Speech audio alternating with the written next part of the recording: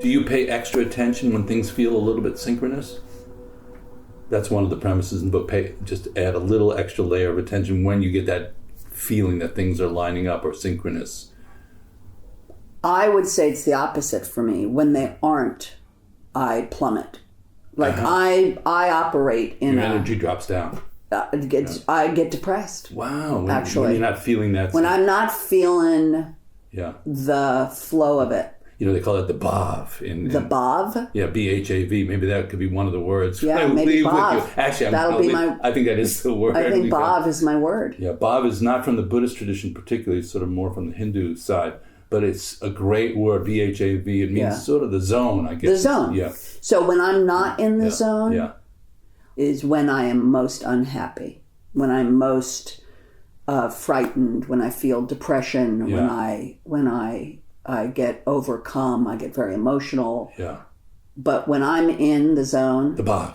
When I'm in my bhāv, I am, that's... I think this word's going to be a really good one for this year. And, it is the nature of the rest of my life because, clearly I have had great periods of bhāv and I have milked them and worked them, and I am a great self-promoter, and I am, I think it comes from the same root as bhavana, which means becoming.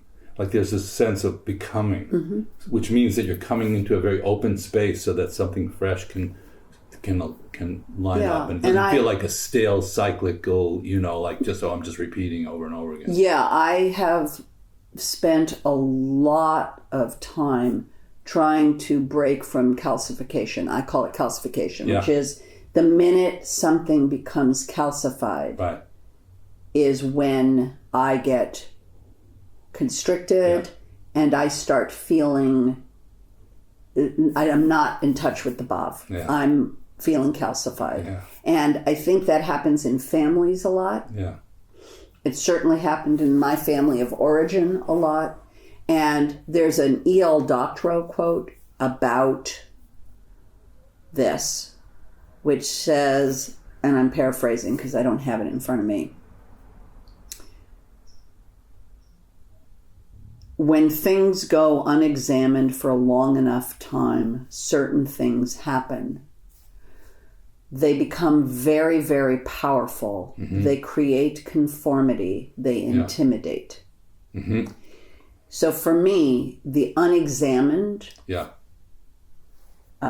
dance is the calcification. It becomes, it's that when you can't challenge something, when it becomes just the way that is, and you don't have any voice, that's the first layer of that calcification. And then the more it gets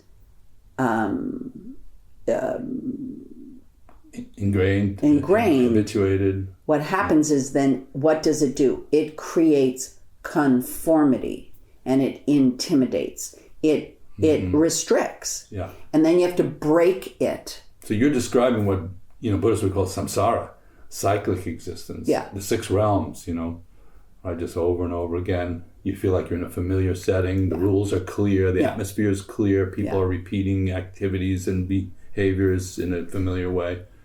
So that's interesting. It helped me understand my childhood and why I didn't have a voice for a very long time, why I was sort of voiceless.